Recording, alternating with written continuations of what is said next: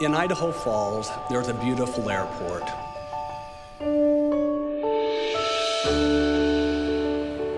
Near the airport is another very useful and beautiful part of the city, Freeman Park.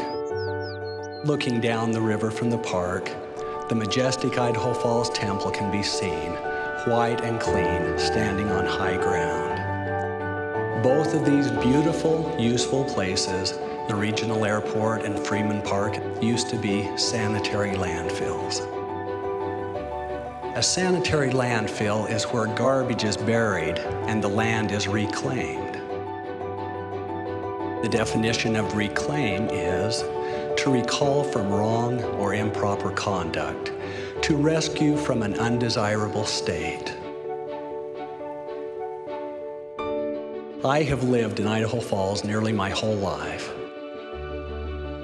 I have contributed a lot of garbage to those landfills over the course of more than 50 years.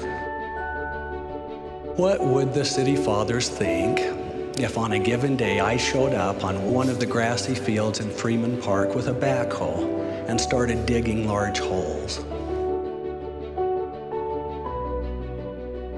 When they asked me what I was doing, I would respond, I wanted to dig up the old garbage that I had made over the years.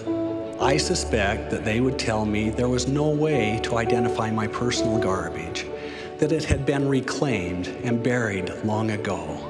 I suppose that they would wonder why anyone would want to destroy something so beautiful and useful in an attempt to dig up old garbage. Is it possible to reclaim a life that through reckless abandon has become so strewn with garbage that it appears that the person is unforgivable?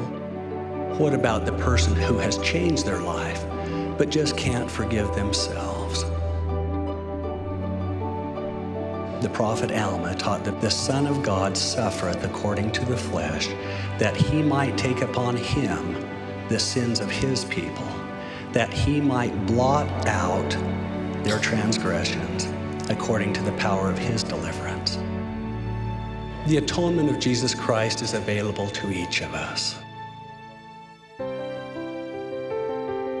It can clean, reclaim, and sanctify, even you.